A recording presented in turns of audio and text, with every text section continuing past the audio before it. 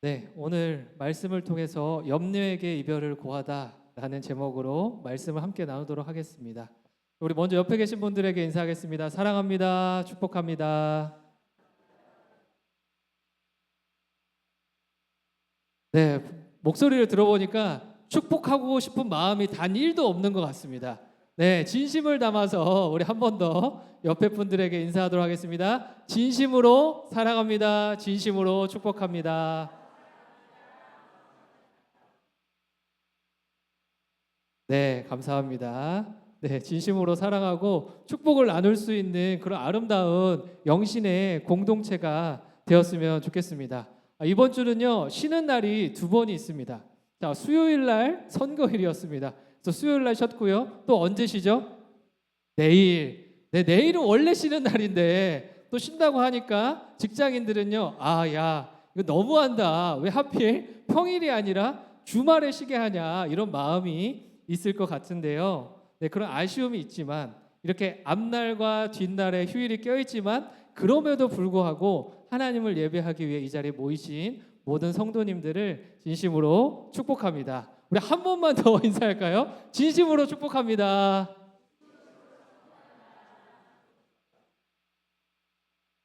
네, 좋습니다. 진심으로 축복 아르면 한 3번 더 시키려고 했는데 봐드리도록 하겠습니다. 오늘도 그 축복을 마음껏 나누고 누리시는 영신의 그 성도님들 모든 공동체 되길 소망합니다. 네, 이제 오늘 말씀을 시작하면서 제가 젊은 친구들이 자주 했던 게임 중에 밸런스 게임이라고 하는 게 있습니다. 네, 그거 몇 질문을 여러분들에게 드릴 건데요. 이거 어떻게 하는 거냐면 선택지가 2개가 있습니다.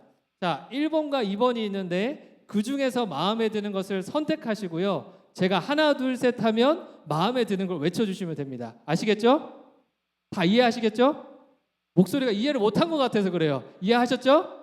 네, 좋습니다. 자, 첫 번째 질문 한번 드려보겠습니다. 자, 첫 번째, 한 달 내내 아내가 해주는 똑같은 요리 먹기. 반찬이 한 달 내내 똑같은 거예요. 자, 두 번째, 한 달 내내 요리 못하는 남편이 매번 다르게 해주는 그런 밥 먹기. 자, 하나 둘 셋 하면 원하는 걸 외치시면 됩니다. 자, 하나 둘 셋. 자, A 하신 분. 네, 그럼 B 하신 분 한번 손 들어보세요.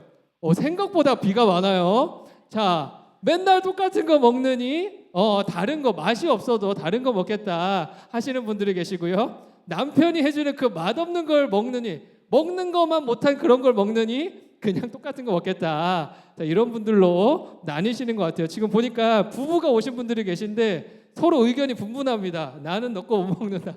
나는 이 맨날 똑같은 반찬 먹지 않냐. 이런 분들도 계시네. 좋습니다. 두 번째 질문 한번 드려볼게요. 자, 이번 자녀에 대한 거예요. 첫 번째, 매일 전화해서 사소한 것까지 일일이 다 물어보는 자녀랑 살기. 두 번째, 명절이나 생일 때만 연락하지만 알아서 잘하고 사는 자녀와 살기. 자, 가겠습니다. 하나, 둘, 셋. A. 네, A 손 들어보세요. A. A 좋습니다. 그래도 좀 귀찮긴 해도 자주 연락하는 게 좋다. 네, 이런 분들이고. B 하시는 분. B가 훨씬 많네요. 압도적으로 B가 많습니다.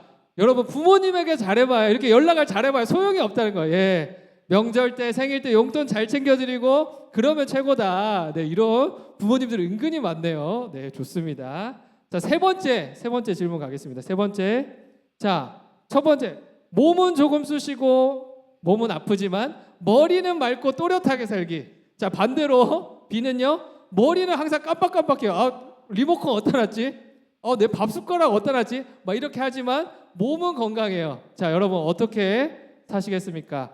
하나, 둘, 셋. A. 네. 몸은 아프지만 머리를 똑바로 사는 게 좋으신 거예요? A 한번 손 들어보세요. 생각보다 A가 많네요. 자, B. 네, 박빙입니다. 네, 부부가 막 싸우는 분들도 계세요. 너는 뭐 그게 좋냐 하면서. 좋습니다. 자, 네 번째는요, 재물하고 관련된 그런 건데요. 요것만 한 10개 하고 제가 설교 내려가면 아주 행복해 하실 것 같은 표정인데요. 네, 네 번째 질문 드려보겠습니다. 자, 통장 잔고는 넉넉하지만 치열하게 싸우는 집안에서 살기. 돈은 많아서 뭐든 살 수는 있어요. 자, 두 번째는요. 형편은 항상 간당간당해요. 오늘 먹고 살려나 못 먹으려나 쌀밥을 주문할 수 있으려나 하지만 온 가족이 모이면 웃음이 끊이지 않는 집에서 살기. 자, 가겠습니다. 하나, 둘, 셋. 혹시 나는 A다 한번 손 들어보세요. 당당하게. 눈치 보지 마시고. 제가 A 할 때 되게 끄떡이는 분을 몇 분 봤거든요. 솔직하게 드세요. 네, 없습니까? 네, 알겠습니다. B. 다들 또 가족이 화평하게 즐겁게 사는 것을 또 원하시는 것 같네요. 자, 좋습니다. 마지막 질문입니다, 여러분. 마지막 질문 띄워주세요. 자, 매 순간 염려하고 걱정해서 잠을 편히 못 자지만 시행착오 없이 시행착오 적게 경험하면서 살기. 자, 두 번째는요. 누구보다 평안한 마음으로 두 발 뻗고 자지만 인생의 여러 굴곡 경험하기. 자, 여러분 무엇을 하시겠습니까? 자, 갑니다. 하나, 둘, 셋. 네, 팽팽하게 갈리네요. A 손 들어보세요. 오, A 상당히 많으신데요. 네, 시행착오가 있어도 염려하는 삶을 살아도 시행착오를 좀 적게 겪었으면 좋겠다. 자, 이러신 분들 좋습니다. 그럼 B 한번 손 들어보세요. 야, 두 발 뻗고 자는 게 낫겠다. 인생의 굴곡이 있어도 네, 두 발 뻗고 자는 게 낫겠다. 정확하게 절반으로 나뉘는 것 같습니다. 네, 좋습니다. 오늘 마지막 이 질문이요. 오늘 설교와도 네, 깊은 연관이 있습니다. 그러니까 우리가 모든 사람들은요, 염려 없이 평안한 삶을 살고 싶어 합니다. 근데 하지만 막상 그 뒤에 뭐가 붙어요? 인생의 여러 굴곡을 겪어야 된다라고 이야기하냐면요, 거기서 멈칫하게 된다라는 겁니다. 차라리 내가 몸이 조금 피곤하고 머리가 조금 피곤하고 밤잠을 설치더라도 내 인생 또 내 자녀의 인생 그 앞길에 실수가 조금 적으면 더 좋겠다 하는 것이 우리들의 심정이다라는 겁니다.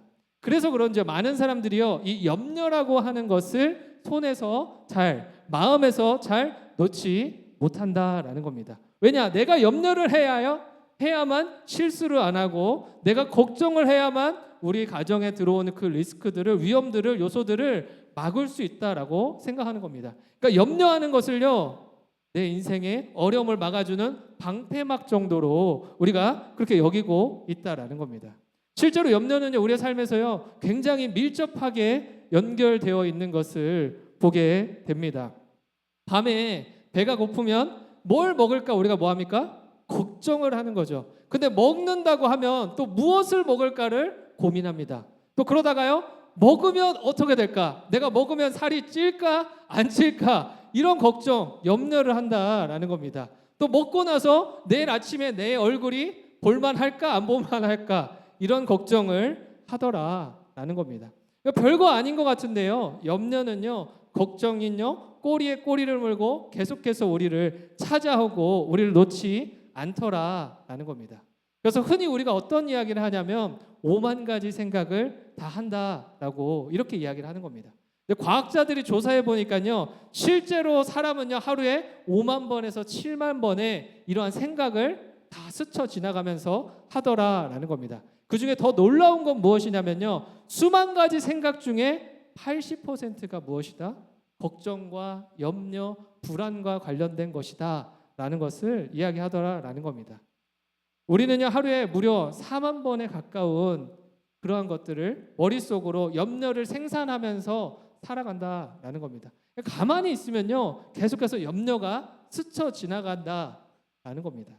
그런데 우리가 생각하는 이 염려와 걱정들은요 생각보다 중요하지 않더라라는 연구 결과가 있다라는 겁니다.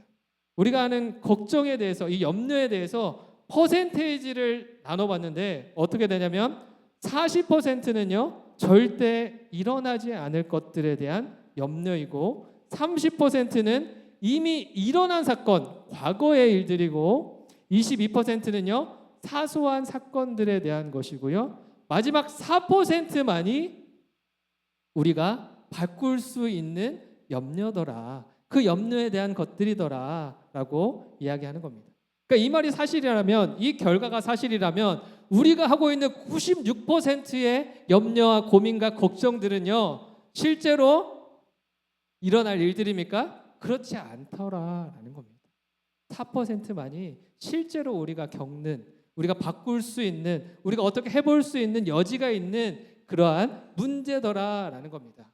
그런데 이러한 사실들을 알면서도 왜 우리는 염려와 걱정 속에서 살아가냐라는 겁니다. 많은 사람들이 이렇게 생각합니다. 앞으로 다가올 그 부정적인 일들을 미리 예측하고 준비하면 그것들을 피해갈 수 있다. 그렇게 생각하기 때문에 우리가 염려하고 걱정한다라는 겁니다. 그런데 여러분, 염려하고 또 염려하고 걱정하면 그 일이 사라집니까? 그렇지 않다라는 사실을 우리는 삶을 통해서 알고 있는 거예요. 이미 경험해봐서 아는 겁니다. 염려한다고 해서 염려가 사라지지 않다라는 사실을 말입니다. 근데 오늘 말씀 속에서도요, 예수님은요, 이 염려함에 대해서 제자들에게 교훈하고 있습니다. 또 이 말씀을 제자들뿐만 아니라 오늘날 매일을 염려와 근심 속에서 살아가는 우리들에게도 이 말씀을 통해 교훈을 주고자 하신다라는 겁니다. 그래서 오늘 말씀을 통해서 우리가 염려와 근심에서 벗어날 수 있는, 그것을 벗어나 하나님을 더욱 주목할 수 있는 그런 크고 작은 변화들이 일어날 수 있는 이 밤이 되길 소망합니다.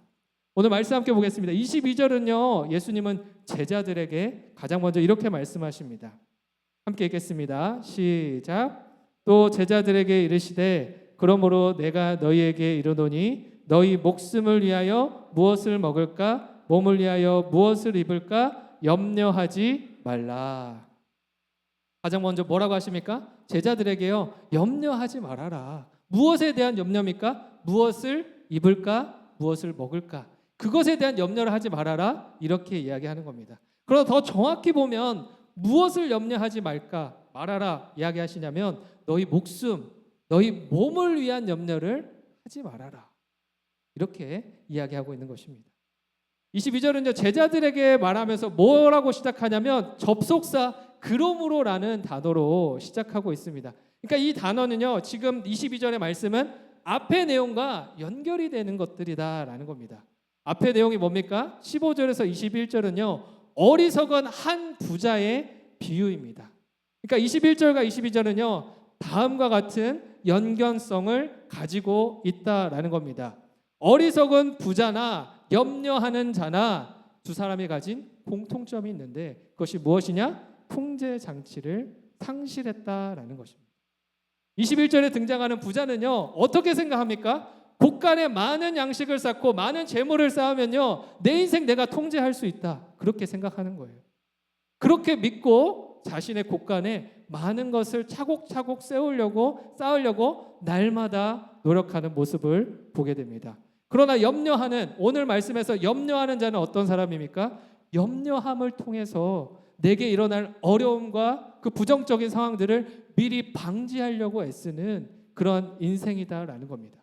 그러니까 이 두 사람의 공통점은 무엇이냐면요, 내 인생을요, 내 힘으로요, 내 손으로요, 어떻게든 통제해 보겠다, 컨트롤 해 보겠다, 이런 마음을 가지고 지금 살아가고 있다라는 겁니다. 예수님은요, 이것이 얼마나 허무한 일이고 얼마나 의미 없는 일인지 그것을 말씀하고 있는 것입니다. 그래서 그 염려함을 멈추어라, 이렇게 이야기하고 있는 겁니다. 어떻게 보면 앞에 있는 부자의 비유는요, 재물을 많이 채워서 자기가 부유한 것처럼, 부유함을 통해서 마음대로 모든 것을 다 할 수 있을 것처럼 그렇게 생각하지만 그렇지 못하더라라는 겁니다. 또 염려함을 통해서 모든 것을 피할 수 있을 것처럼 생각하지만 그럴 수 없다더라 하는 사실을 하나님께서는, 예수님께서는 말씀하고 있다라는 겁니다. 그러면 무엇이 이 어려움을 이겨낼 수 있게 하는 힘이 있냐라는 겁니다. 그것이 바로 다른 것에 있는 것이 아니라, 나에게 있는 것이 아니라, 재물에게 있는 것이 아니라 하나님 안에 있다. 나를 돌보시고 입히시고 먹이시는 그 하나님의 손 안에 있다. 그것을 예수님께서는 말씀하고 있다라는 겁니다.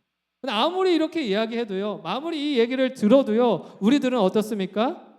우리들의 현실이 그렇지 않기 때문에 염려함을 놓을 수가 없는 거예요.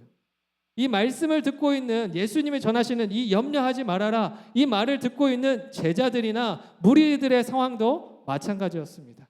실제로 그 자리에 모여있던 많은 사람들은요 갈릴리 사람이었고요 가난한 사람들이었습니다. 그러니까 생존이 굉장히 중요한 먹고 마시는 일이 어쩌면 나의 생존의 여부와 밀접하게 연관되는 그러한 일을 경험하고 있는 사람들이었다라는 겁니다. 생존의 여부가 달려있는 이 일을 염려하지 말라 그렇게 말씀하시니까 이들의 마음에는요 어쩌면 이해되지 않는 생각처럼 따라지지 않는 그런 마음이 들었을지 모릅니다. 그러나 예수님께서는요 그들에게 다시 한번 말씀하시는 거예요. 염려하지 말아라. 이 말씀은 무엇이냐면 너희들의 생존의 여부가 어디에 달려있는지를 분명하게 알려주고자 하셨던 겁니다. 너희의 생명은 먹을 것과 입는 것에 달려있는 것이 아니라 하나님의 손에 달려있다. 네 몸을 그 옷이 지켜주는 것 같지만 네가 먹고 사는 것이 그거 나오는 것이 너의 손에서 나오는 것 같지만 그것이 아니라 내 목숨도 내 몸도 너의 모든 것이 다 하나님의 손 안에서 나오더라. 이 사실을 말해주고 있는 것입니다. 그러면서 까마귀하고요 백합화의 예를 드시는 거예요. 당시 유대인들에게는요 까마귀는 어떤 존재였냐면 시체를 뜯어먹는 부정한 새였습니다. 부정함을 대표하는 그러한 상징적인 존재였다라는 겁니다. 그런데 그런 까마귀조차도 하나님께서 먹이시더라, 입히시더라, 돌보시더라 하는 겁니다. 어쩌면 부정한 새여서 만지기도 싫고 같이 하기도 싫고 그날 보면 까마귀를 보면 오늘 재수없다, 재수없는 날이다 이렇게 여기는 그러한 존재도요 하나님께서 돌보시더라라는 겁니다. 백합화는 어떻습니까? 백합화하면 하얗고 아름다운 그런 모습들이 떠오르죠. 하지만 여기에서는요 야생화의 의미가 있습니다.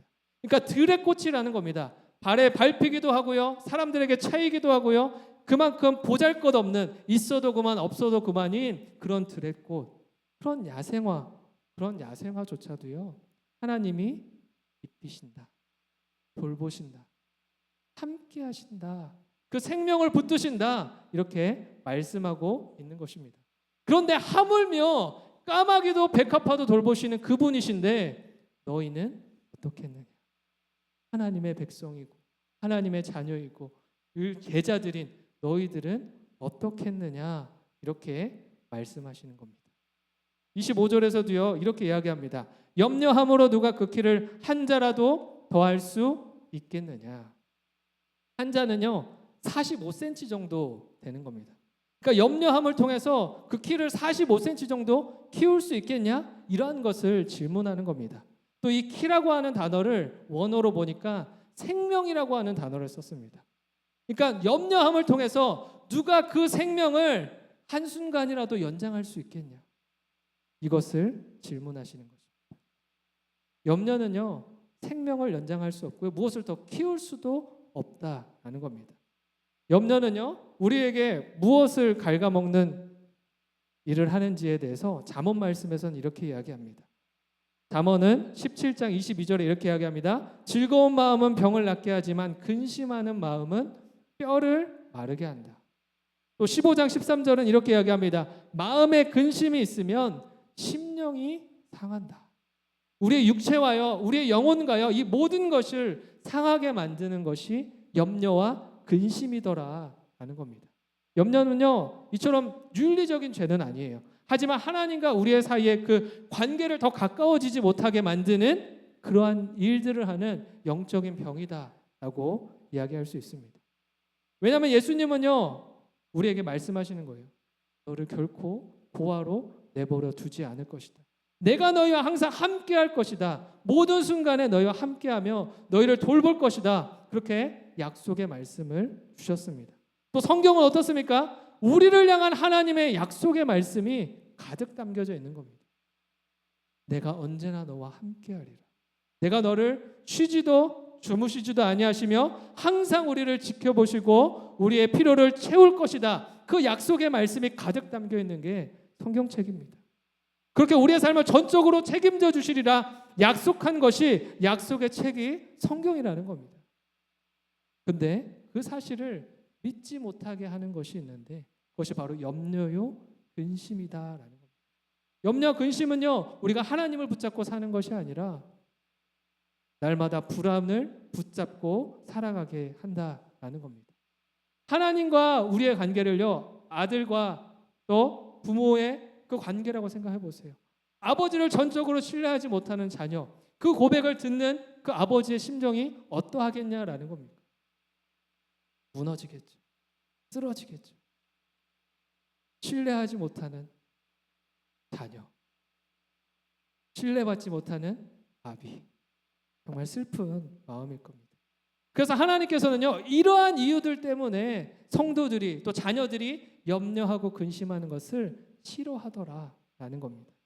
그래서 예수님은요 28절을 통해 분명히 말씀합니다. 28절 함께 읽어보겠습니다. 시작. 오늘 있다가 내일 아궁이에 던져지는 들풀도 하나님이 이렇게 입히시거든 하물며 너희일까 보냐 믿음이 작은 자들아. 까마귀도요 백합화도요 하나님이 돌보시는데 하물며 너희일까 보냐. 너희는 어떻게 했느냐. 하찮아 보이고 아무도 들여다보지 않는 그곳에도 하나님의 손길이 하나님의 그 영향력이 미치고 있는데 하나님의 자녀로 여김받는 너희들의 인생 가운데는 어떠하겠느냐. 너희들 속에도 당연히 내 손길이 미치고 있지 않겠느냐. 이것을 말씀하고 있는 것입니다. 여러분 염려는요 일상을 살면서 찾아오는 자연스럽고 당연한 문제 그것이 아닙니다. 이것은 하나님과의 관계를 깨뜨리는 문제이고요. 곧 믿음에 대한 문제라고 할 수 있습니다. 어떤 사람이 믿음이 작은 사람입니까? 오늘 본문을 통해서 보는 것은요. 염려하는 사람입니다. 무엇을 염려하는 사람입니까? 정확히 말하면요. 하나님이 돌보시겠다고 말씀하시고 약속하신 그 문제에 대해서 염려하는 그 사람이 믿음이 작은 자라는 겁니다. 하나님께서 책임지리라 약속하신 그 영역에 대해서 오늘도 고민하고 내일도 고민하고 날마다 그 불안에 휩싸여서 살아가는 그 사람이 믿음이 작은 사람이다. 이렇게 이야기하고 있습니다. 염려가 많은 사람의 반대말은요. 염려함이 없는 사람이 아닙니다. 믿음이 작은 사람이다. 그렇게 이야기하고 있는 것입니다. 여기서 말하는 믿음의 본질은 무엇입니까? 성경을 많이 읽고요. 교회에서 봉사를 하고요. 기도를 많이 하면 믿음이 좋은 겁니까? 아닙니다. 여기서 말하는 것은요. 내 삶의 어느 한순간도 빼놓지 않고 하나님이 나를 돌보신다는 그 사실을 인정하지 않는 것, 인정하지 않아서 염려하는 것, 그 사람이 믿음이 없는 사람이다. 이것이 믿음이다라고 이야기를 하고 있는 것입니다. 그러나 우리는요, 매 순간 그 문제를 주목하고요, 마음에 담아두고요, 그것 때문에 근심합니다. 그래서 예수님은요, 29절에서 이렇게 말씀하십니다. 너희는 무엇을 먹을까, 무엇을 마실까 하여 구하지 말며 근심하지도 말라.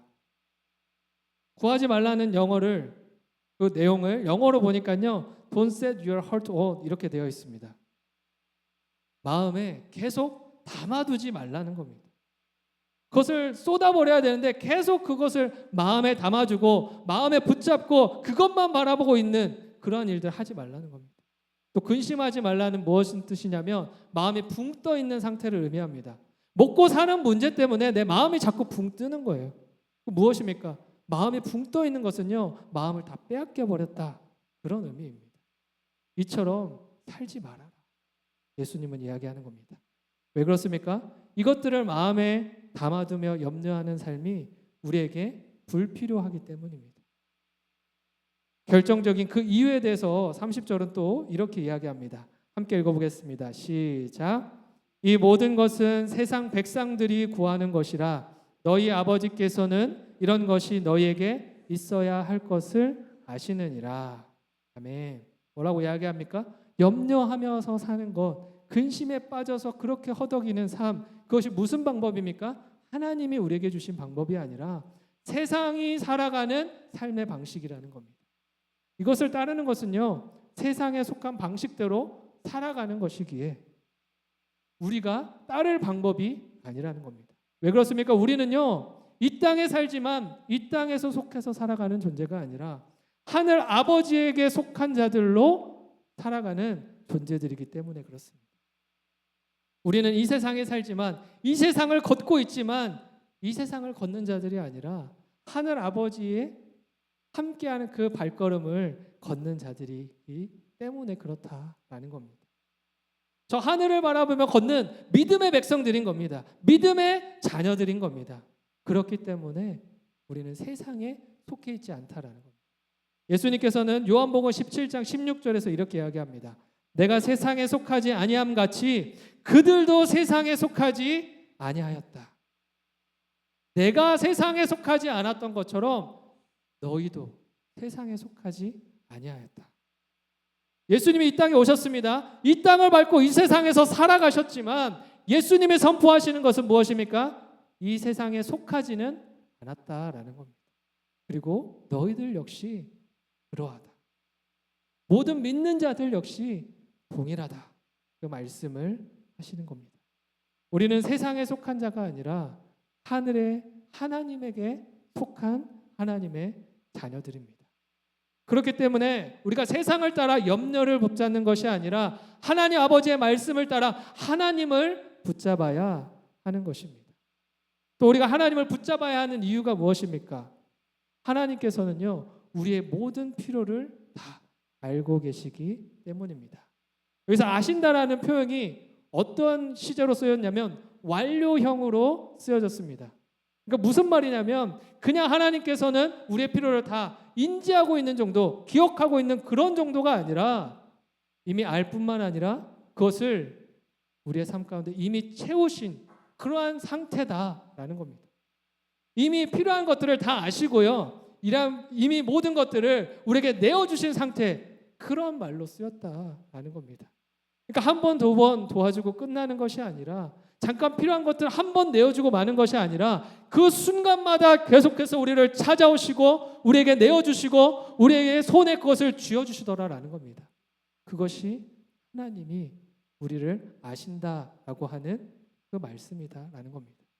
그러니까 하나님은요, 우리에게 맹목적으로 야 그냥 믿고 그냥 아무것도 주지 않으면서 그냥 믿어, 그냥 믿고 따라와, 이렇게 말씀하시는 것이 아니라 염려하지 않아도 될 이유를 우리에게 쥐어주신다라는 겁니다. 성도 여러분, 이 사실을 믿으십니까? 우리의 필요를 이미 아시고 지금 이 순간에도 쉬지 않고 채우시는 그 하나님이 우리와 함께 하신다라는 사실을 믿으십니까? 그 사실을 믿기 때문에 우리는 염려로부터, 근심과 걱정으로부터 이별을 구할 수 있는 그러한 믿음이 생겨나는 겁니다. 세상 사람들은요, 하루에 5만 가지 생각을 하면서 그 중에 4만 번이 넘는 염려와 근심, 걱정 속에서 피를 말리면서 살아갑니다. 왜냐? 내 힘으로 그 모든 것을 관리해야 되기 때문입니다. 하루에 4만 번이나 지나가는 그 생각을 내가 다 어떻게 컨트롤하겠습니까? 그래야만 내 인생을 지킬 수 있다라고 믿고 그렇게 발버둥 치는 겁니다. 그들에게는요, 세상의 전부이기 때문에, 세상에 속한 자로 살아가기 때문에 그렇게 해야만 하는 것입니다. 그러나 우리는 어떻습니까? 우리는 전혀 다른 삶이라는 겁니다. 우리와 함께 하시고 우리의 인생을 책임지겠다 약속하신 그 하나님께서 우리를 돌보시는 그 손길로 말미암아 우리가 그 짐을 덜어낼 수 있기 때문입니다. 우리 예수님께서는요, 우리를 향해 전혀 다른 정체성을 선포하시는 겁니다. 세상에 속한 자가 아니라 하늘에 속한 자, 그렇게 전체성을 선포하게 하시는 것입니다. 예수님이 계속해서 거듭 반복해서 우리에게 하늘나라를 알게 하시고 그 나라를 꿈꾸게 하시는 이유가 있습니다. 그것이 무엇입니까? 우리의 정체성이 무엇인지 알게 하기 위해서, 그것을 가슴 깊이 새겨넣기 위해서 그 말씀을 거듭 반복하신다라는 겁니다. 오늘 본문 31절과 2절 말씀은 이렇게 이야기합니다. 함께 읽어보겠습니다. 시작.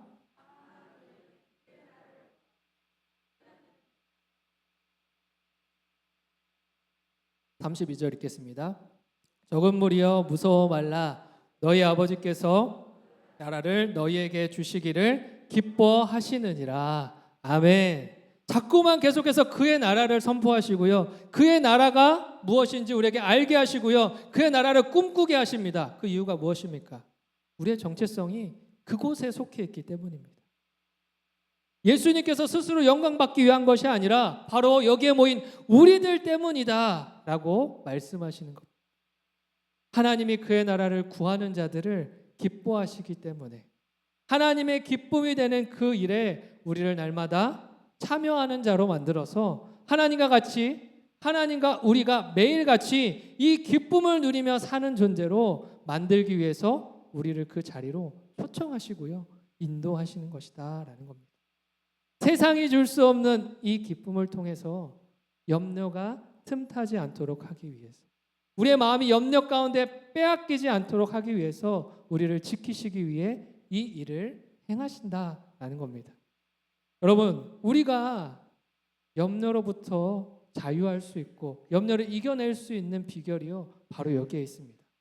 내 의지로 염려를 억누르거나 억지로 끄집어내거나 밀어내거나 하는 것이 아니라 하나님 나라를 구할 때 쏟아지는 그 하늘의 기쁨으로 인해서 염려가요 자연스럽게 우리의 마음에서 바깥으로 밀려나게 되는 것입니다. 우리의 마음에 이 하늘의 기쁨을 계속해서 채우면요, 자연스럽게 우리 안에 있는 그 마음 가운데에 그것이 가득 채워지게 되면 우리 안에 자리 잡고 있던 염려라고 하는 그 마음이 바깥으로 밀려나게 되는 겁니다. 자연스러운 일이에요. 우리의 마음은요, 여러 가지를 다 담아낼 수가 없거든요. 하나님의 기쁨이 날마다 채워지면 그것으로 가득 찰 수밖에 없는 것입니다. 그렇기 때문에 내 힘으로 우리가 인생을 통제하려고 하거나 실수를 줄이려고 발버둥 치거나 무거운 인생의 짐 때문에 허덕거리거나 그러지 않으셨으면 좋겠습니다. 하늘 아버지께서 우리에게 내어주시는 넉넉한 기쁨과 평안이 우리의 마음과 생각을 성벽처럼 지키실 것이기 때문입니다. 그래서 빌립보서 4장 7절은요 이야기합니다. 그리하면 모든 지각에 뛰어난 하나님의 평강이 그리스도 예수 안에서 너희 마음과 생각을 지키시리라. 이것이 우리를 향한 하나님의 마음이고요, 예수님께서 우리에게 행하시는 실제적인 일입니다. 우리가 이처럼 하늘의 마음을 두고 하나님과 기쁨을 나누는 삶을 살아가게 될 때 비로소 우리는 삶의 모든 무거운 짐을 실제로 내려놓을 수 있게 되는 겁니다. 베드로는요 이 사실을 경험하고 5장 7절에서 이렇게 고백하는 거예요. 너희 염려를 다 주께 맡기라. 이는 그가 너희를 돌보심이라. 여기서 맡기다라고 하는 단어를 보니까요, 내 어깨에 있는 무거운 짐을 다른 곳으로 완전히 던져버린다, 전부 다 던져버린다, 이런 의미가 있습니다. 그러니까 어떤 사람들은요 염려를 하지 말라고 했으니까 조금만 해야지 이렇게 생각하는 사람들이 있어요. 내가 할 수 있는 것들은 내가 염려하고 하나님께 맡겨야 될 큰 일은 하나님께 맡기자. 자녀는 내가 하고 재정은 하나님께 맡기고 내 일은 내가 하고 다른 큰 일은 하나님께 맡기고 이렇게 하시는 분들이 있어요. 그러나 그런 것이 아니라요, 내가 가진 모든 염려와 근심과 걱정, 그 불안을요 하나님께 던져버리라는 거예요. 그래서 조금 더 내 안에 남아있지 않게 하라, 그렇게 말씀하시는 겁니다. 이렇게 우리가 믿고 던질 수 있는 이유가 무엇입니까? 그가 너희를 돌보십니다. 그분이 우리를 돌보실 것이기 때문입니다. 아무리 던져도 우리를 돌보지 않으시면 의미가 없는 거예요. 그러나 하나님께서는 우리에게 말씀하십니다. 그가 우리를 돌보십니다. 이처럼 우리의 염려의 보따리를 주님께 던져버리는 그 순간 온 땅의 주인이신 하나님이 그 짐을 대신 받으시고 우리의 인생을 친히 주관해 나아가신다는 겁니다. 그러므로 오늘 이 밤에 우리가 선택할 수 있기를 바랍니다. 내 힘으로 인생을 통제하며 실수할까 봐 전전긍긍하며 머리를 싸매는 그 염려의 삶을 살 것인가, 아니면 인생에 어떠한 굴곡이 있더라도 나를 돌보시는 아버지를 신뢰하며 내 모든 짐을 던져버리는 평안의 삶을 살 것인가. 오랜 시간 우리의 어깨를 짓누르던 그 무거운 염려의 보따리를 이 자리에서 다 내어버리고 주님께 던져드릴 수 있기를 바랍니다. 그리고 그 빈자리를 내가 너를 돌보고 있다, 내가 너를 돌보고 있다, 내가 너를 채우고 있다 말씀하시는 하나님 아버지의 그 신실한 약속으로 그 빈자리를 채우실 수 있는 저와 여러분들이 되길 바랍니다. 오늘 이 결단 앞에 마지막으로 한 가수를 소개하고 마치려고 합니다. 요즘 젊은 세대에게 굉장히 큰 유행처럼 인기 있는 한 가수가 있는데요. 한로로라고 하는 가수입니다. 이름부터 되게 귀엽고 특이하죠. 저 의미가 있는데 잘 기억이 나지 않습니다. 근데 그것보다는 저 가사 노래의 제목이 뭐냐면 0 플러스 0입니다. 0 플러스 0은 수학적으로 계산하면 몇이죠? 대답이 잘 안 나오는데요. 0 플러스 0은 0이죠, 여러분. 네, 0입니다. 원래는 수학적으로 계산하면 0 플러스 0은 아무것도 없는 무의 인생이에요. 근데 이 가수가 어떤 마음으로 이 노래를 제목을 이렇게 지었냐면 0과 0이 만나서 무한대가 된다라는 그 의미로 가사를 적었다고 합니다. 우리 무한대 그 아시죠? 기호. 네, 그것을 생각하면서 제목을 저렇게 지었다고 합니다. 세상에서는요 0과 0이 만나면 무밖에 안 납니다. 무밖에 없다. 그 이상이 없다라고 이야기를 한다라는 겁니다. 그게 현실의 계산기다라고 이야기를 합니다. 근데 그것이 무한이 될 수도 있다. 아무것도 없는 사람들이 만나서 서로를 붙잡고 함께하게 되면 그것이 영으로 사라져버리는 것이 아니라 영혼으로 가는 그 무한대가 될 수도 있다. 이 사실을 이야기하더라라는 겁니다. 그러면서 이 가수가요 노래를 부르면서 이렇게 초대하는 거예요. 난 널 버리지 않아. 너도 같은 생각이지? 하면서 난 널 버리지 않을 테니까 너가 내 손을 붙잡고 우리가 함께하기만 하면 우리가 영원의 시간으로 갈 수 있어. 그 이야기를 하더라라는 겁니다.